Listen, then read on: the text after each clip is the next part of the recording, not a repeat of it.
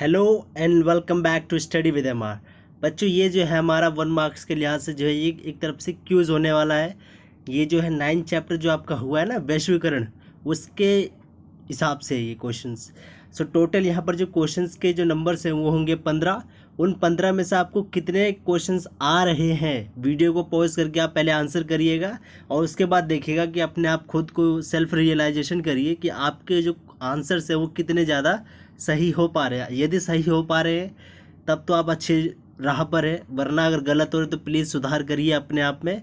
नहीं तो पेपर पता ही है, वैसे भी कोरोना काल चल रहा है तो अभी कुछ कहा नहीं जा सकता कितना सिलेबस आ रहा है कितना नहीं आ रहा है। तो पढ़ाई करना प्लीज़ अब स्टार्ट कर दीजिए, क्योंकि अब कोई भरोसा नहीं है क्या हो जाए कब। ओके, तो चलिए बिना देरी करे स्टार्ट करते हैं आज का अपना पहला क्वेश्चन। सबसे पहला क्वेश्चन पूछा गया है कि WSF का मुख्यालय कहाँ पर है।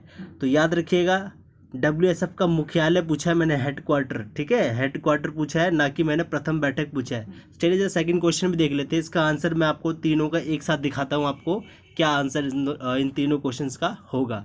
सबसे पहला क्वेश्चन क्या था, मुख्यालय कहाँ पर, याद रखिएगा। सेकंड क्वेश्चन आपका कि WSF की प्रथम बैठक कहाँ पर हुई। तो WSF है क्या, वैसे तो ये है वर्ल्ड सोशल फोरम, जो कि वैश्विक स्तर पर वैश्वीकरण की आलोचना करने के लिए एक मंच के रूप में उपयोग किया जाता है। और थर्ड जो क्वेश्चन आपका वो क्या है, वामपंथी लोग वैश्वीकरण को लेकर के किस प्रकार की आलोचना करते हैं। तो चलिए जरा तीनों क्वेश्चंस के अब जरा आंसर देख लेते हैं एक एक करके। और हाँ, अगर आपने आंसर अभी तक नहीं दिया है इन तीनों क्वेश्चंस का तो वीडियो को यहीं पर पॉज कर दीजिए और फिर आंसर देखिए आपने क्या दिया है, और फिर इसको जब मैच करके देख लीजिए। देखिए अब इसका आंसर मैं दिखाने जा रहा हूँ, ये देखिए। सबसे पहला क्वेश्चन का क्या सबसे पहला क्वेश्चन था आपका कि हेडक्वार्टर कहाँ पर है WSF का।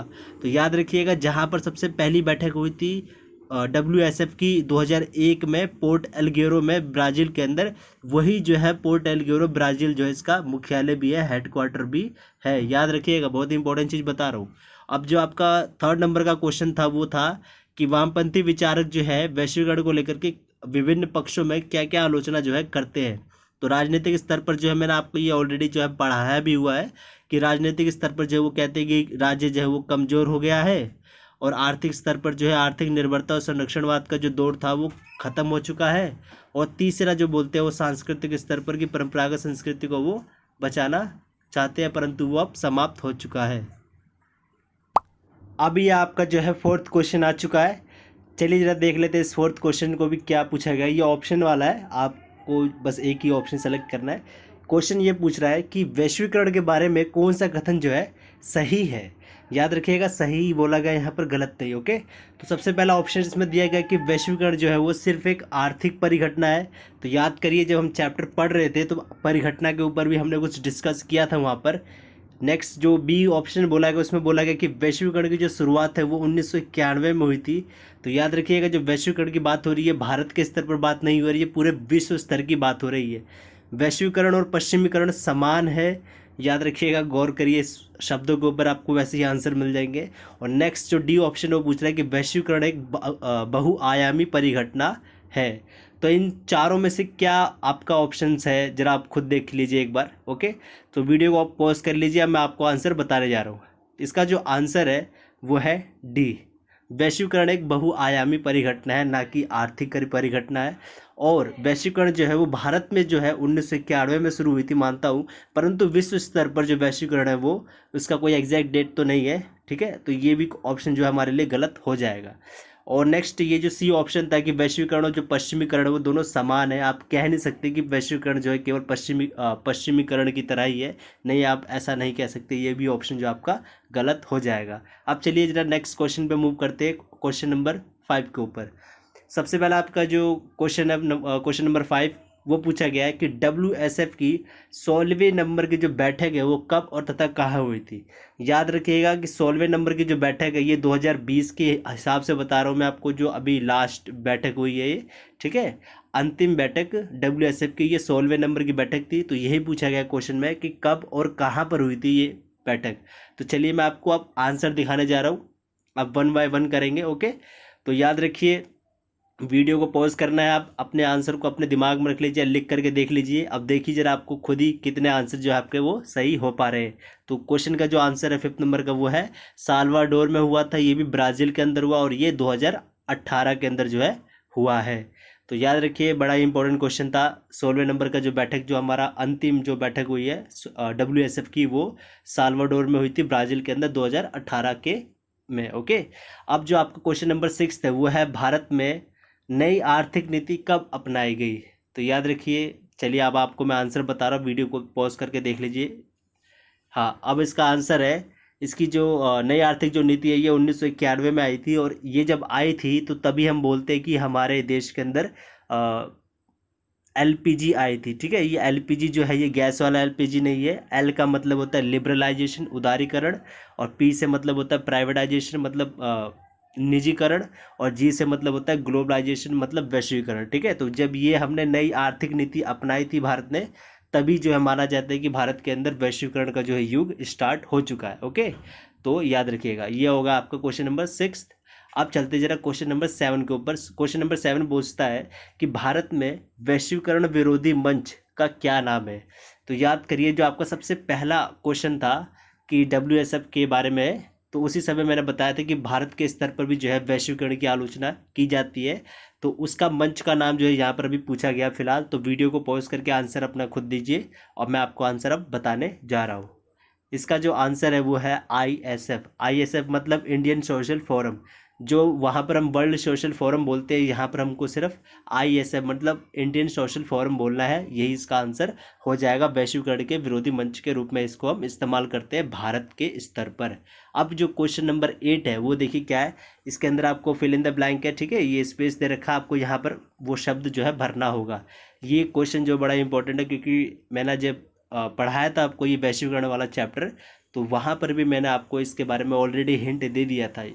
तो देखिए जरा क्या क्वेश्चन है कि अर्थशास्त्रियों ने डैश को विश्व का पुनः उपनिवेशीकरण कहा है। तो याद रखिएगा, पुनः उपनिवेशीकरण कहा है कि मतलब क्या, कि दोबारा से जो है गुलाम वाला जो राज चलता था पहले, जैसे कि ब्रिटेन ने भारत को गुलाम बनाया था, ऐसे वाला जो दौर है वो दोबारा से आने वाला है, यह अर्थशास्त्रियों का कहना है।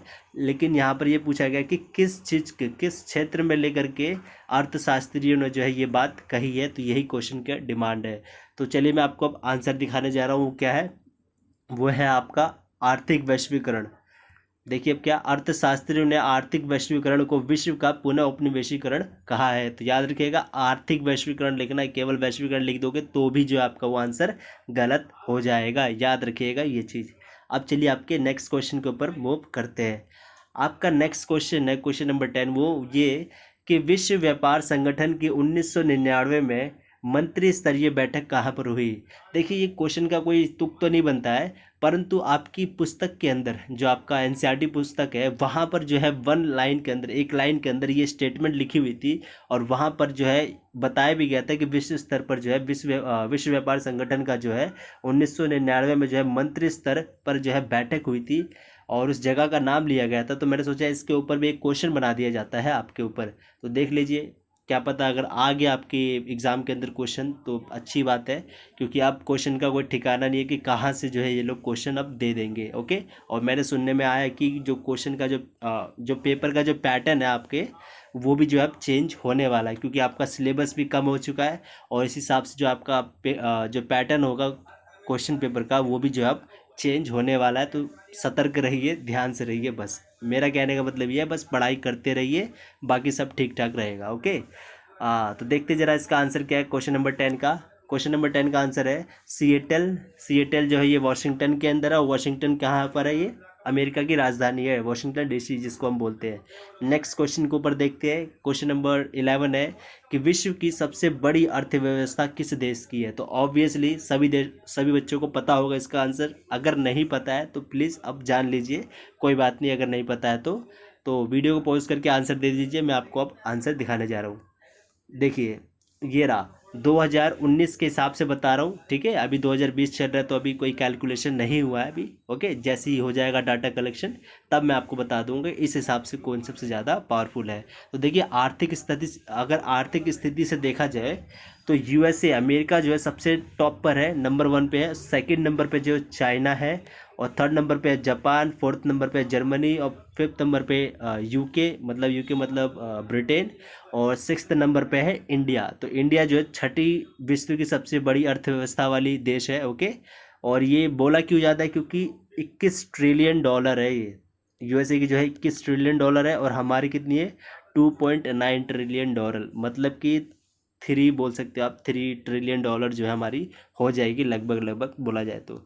इसी हिसाब से जो है बोला जाता है कि विश्व की किसी देश की जो अर्थव्यवस्था है वो कितनी मजबूत है। तो चलिए ज़रा हमारे दुश्मन देश की भी बात कर लेते हैं, वो है चाइना। तो चाइना की है 9.2, हमसे तो बहुत ज़्यादा है फिर भी, और अमेरिका से फिर भी बहुत दूर है अभी चाइना। तो देखते हैं क्या होने वाला है। ओके, तो नेक्स्ट क्वेश्चन पर जरा आप मूव करते हैं। नेक्स्ट क्वेश्चन है आपका कि WSF की चौथी बैठक कहाँ तथा कहाँ पर हुई, सॉरी कहाँ तथा कब हुई। देखिए WSF की जितनी भी बैठक हुई है ना, फर्स्ट हो गई, चौथी बैठक होगी, जो कि लाजमी है क्वेश्चन पूछना क्योंकि भारत के अंदर ही हुई थी ये कहीं ना कहीं। ओके, तो चौथी बैठक हो गई, और उसके बाद एक और बैठक जो अंतिम बैठक जो हुई थी, और उसके बाद अभी जो हुई है, इसके हिसाब से जो क्वेश्चन आपके बनना बहुत ही ज़्यादा लाजमी है। तो प्लीज़ आप सारे के सारे बैठकों को जो है एक एक बार करके सही से पढ़ लीजिए, और ये भी देख लीजिए कि कहाँ पर हुई और किस साल में हुई है। तो चलिए मैं आपको अब आंसर बताने जा रहा हूँ, चौथी बैठक कहाँ पर कब हुई। इसकी जो आंसर है वो है 2004 में हुई थी मुंबई के अंदर, भारत के अंदर। और इसीलिए जो आपको चौथे नंबर का जो बैठक है वो इंपॉर्टेंट हो जाता है, क्योंकि 16 नंबर बैठक हो चुके हैं, तो चौथे का क्या तुक बनता है, तुक यही है क्योंकि ये भारत के अंदर हुई थी। ओके, तो याद रखिएगा इस चीज़ को भी। नेक्स्ट क्वेश्चन पूछा गया है कि सांस्कृतिक समरूपता एवं सांस्कृतिक विभिन्नीकरण में क्या अंतर है, स्पष्ट कीजिए। ये आपसे 1 मार्क्स में भी पूछा जा सकता है या फिर 2 मार्क्स के अंदर भी जो आपसे ये क्वेश्चन पूछा जा सकता है। तो याद करिए कि जब मैं आपको पढ़ा रहा था वो चैप्टर वैश्वीकरण वाला, तो वहाँ पर मैंने समरूपता, सांस्कृतिक समरूपता और सांस्कृतिक विभिन्नीकरण, इन दोनों शब्दों के बीच में अंतर बताया था। वही अंतर जो है यहाँ पर पूछा गया है। बहुत ही सिंपल सा क्वेश्चन है, आंसर देख लेते हैं अब इसका क्या होगा। तो वीडियो को पॉज करके आप खुद से एक बार आंसर देखिए एक बार। ये रहा इसका आंसर, देखिए सांस्कृतिक समरूपता में क्या होता है कि विश्व की संस्कृति के नाम पर जो है पश्चिम की जो संस्कृति है उसको लादी जाती है, सॉरी ये दादी लिख रखा है मैंने, गलती से टाइप हो गया, लादी जाती है, मतलब पश्चिमी की संस्कृति को विश्व की संस्कृति के नाम पर जो है हर एक देश के ऊपर जबरदस्ती जो है लादी जाती है। और सांस्कृतिक विभिन्नीकरण क्या होता है, इसमें जो है सभी संस्कृतियों का मेल जोल हो जाता है, परंतु किसी भी संस्कृति का जो है एक तरफा प्रभाव नहीं होता है। ये इंपॉर्टेंट चीज़ है सांस्कृतिक विभिन्नीकरण में। अगर मोटा मोटी बोला जाए तो सांस्कृतिक समरूपता जो है वो सभी के लिए खतरनाक है, नेगेटिव है, और सांस्कृतिक विभिन्नीकरण वो सभी के लिए अच्छी बात है, पॉजिटिव पॉइंट है सभी के लिए। अब नेक्स्ट क्वेश्चन देखते हैं वो क्या है कि वैश्वीकरण के बारे में कौन सा कथन सही है। याद रखिएगा सही क्वेश्चन पूछा गया यहाँ पर, तो देखते हैं कौन सा कथन इसमें से सही है। और याद रखिए ये सारे जो क्वेश्चंस मैंने लिए हैं ऑप्शंस वाले, ये आपकी बुक से ही उठाए हैं, क्योंकि मैंने पिछले साल के क्वेश्चन पेपर में देखा था कि जो आपका प्री बोर्ड क्वेश्चन पेपर था वहाँ पर जो है डायरेक्ट जो है बुक का ही एक ऑप्शन वाला क्वेश्चन जो है पूछ लिया गया था। तो मैं इसीलिए कह रहा हूँ कि बोर्ड का आप कुछ भरोसा नहीं है कि क्वेश्चन कहाँ से और कैसे दे दे वो लोग, ठीक है। तो इसीलिए अब सारे क्वेश्चंस को हम एक एक करके डिस्कस कर रहे हैं। तो सबसे पहला क्वेश्चन पूछा गया है इसमें, हाँ कौन सा कथन जो है सही है बताना है आपको। तो वैश्वीकरण का एक महत्वपूर्ण कारण प्रौद्योगिकी है, बात तो सही है जी। जनता का एक खास समुदाय वैश्वीकरण का कारण है। सी बोला गया वैश्वीकरण का जन्म संयुक्त राज्य अमेरिका में हुआ। और डी बोला गया वैश्वीकरण का एकमात्र कारण आर्थिक धरातल पर पारस्परिक निर्भरता है। तो कौन सा कथन आपके लिए यहाँ पर सही है वो आप बताइए। वीडियो को पॉज करके आंसर दे दीजिए। अब मैं आपको आंसर बताने जा रहा हूँ। इसका जो आंसर है वो है ए। इसका जो महत्वपूर्ण कारक है वो है प्रौद्योगिकी, टेक्नोलॉजी के माध्यम से ही जो है वैश्वीकरण को कहा जा रहा है कि बहुत ही ज़्यादा स्तर पर जो है ये बढ़ चुका है। अब जो आपका क्वेश्चन नंबर 15वां है वो देखिए क्या है। क्वेश्चन नंबर 15 है कि वैश्वीकरण के लिए अनुकूल परिस्थितियां पैदा करने वाले 2 कारकों का नाम लिखिए। मतलब ये कि वो कौन से कारण है जिनके कारण वैश्वीकरण जो है आज के समय पर फल फूल रहा है। क्वेश्चन यही है कि वैश्वीकरण आने के पीछे कौन से वो कारण है, कौन से वो कारक जिम्मेवार है, कौन सी वो परिस्थितियाँ जिम्मेवार है जिसके कारण वैश्वीकरण जो है आज के समय पर आ चुका है। तो यहाँ पर याद करिए मैंने आपको ये क्वेश्चन जो है ऑलरेडी पढ़ा दिया है वैश्वीकरण के कारण वाले टॉपिक के अंदर। तो सिंपली चला देख लीजिए कि इसका आंसर क्या होना चाहिए। उदारीकरण तथा निजीकरण की पॉलिसी जो चल रहा है, ओके। और नेक्स्ट है प्रौद्योगिकी, जो टेक्नोलॉजी है, संचार क्षेत्र के अंदर जो क्रांति आई है, इसके कारण ही जो है वैश्वीकरण जो है आज के समय पर ज़्यादा से ज़्यादा बढ़ता हुआ जा ही रहा है। नेक्स्ट क्वेश्चन पूछा गया कि वैश्वीकरण के बारे में कौन सा कथन गलत है। यहाँ पर याद रखिएगा गलत पोर्शन जो है यहाँ पर पूछा गया है। तो देखते हैं जरा क्या पूछा गया कि वैश्वीकरण के समर्थकों का तर्क है कि इससे आर्थिक समृद्धि बढ़ेगी। ये बात तो सच बोली उन्होंने, लेकिन तो यहाँ पूछा गया गलत, बताइए कौन सा है।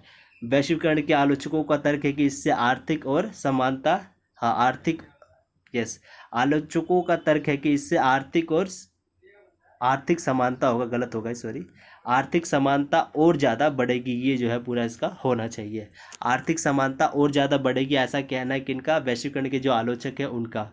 तो ये तो मेरे ख्याल से कुछ अटपटा सा लग रहा है सुनने में, थोड़ा देख लीजिए अपने आप पे ही। ओके, नेक्स्ट इसमें सी ऑप्शन बोला गया कि वैश्वीकरण के पैरोकारों का तर्क है कि इससे सांस्कृतिक समरूपता आएगी। पैरोकारों का मतलब होता है जो इनकी समर्थन में हो, ठीक है। वैश्वीकरण के जो समर्थन वाले लोग हैं वो कह रहे हैं कि वैश्वीकरण से सांस्कृतिक समरूपता आएगी, थोड़ा ध्यान से रखिएगा इसको भी। और वैश्वीकरण के आलोचकों का तर्क है कि इससे सांस्कृतिक समरूपता आएगी। तो याद रखिए कि पैरोकारों और आलोचकों दोनों का यहाँ पर अंतर दे रखा है, ठीक है। समर्थकों का कहना है कि सांस्कृतिक समरूपता आएगी और वैश्वीकरण के आलोचकों का भी यही कहना है कि सांस्कृतिक समरूपता आएगी। तो अब आपको यहाँ पर बताना है कि ऑप्शंस कौन सा जो इनमें से गलत है, ठीक है। वो है डी, वैश्वीकरण के आलोचकों का तर्क है कि इससे सांस्कृतिक समरूपता आएगी। ये हो गए हमारे पूरे 16 क्वेश्चंस हो गए हैं। अब प्लीज़ इन क्वेश्चंस के आंसर जो है देने की कोशिश करिए और कमेंट बॉक्स के अंदर प्लीज़ बताइए कि आपको ये वीडियो कैसा लगा और कितने मार्क्स जो है आपको 16 आउट ऑफ 16 जो है आपको कितने मार्क्स जो है मिले हैं। तो प्लीज़ वीडियो को लाइक शेयर एंड सब्सक्राइब करिए और इसी तरह की मैं और भी जो है क्यूज़ लाने की कोशिश करूँगा। आई होप कि आपको ये वाला इनिशिएटिव आपको अच्छा लगा होगा। सो प्लीज़ चैनल को लाइक शेयर एंड सब्सक्राइब करें। धन्यवाद।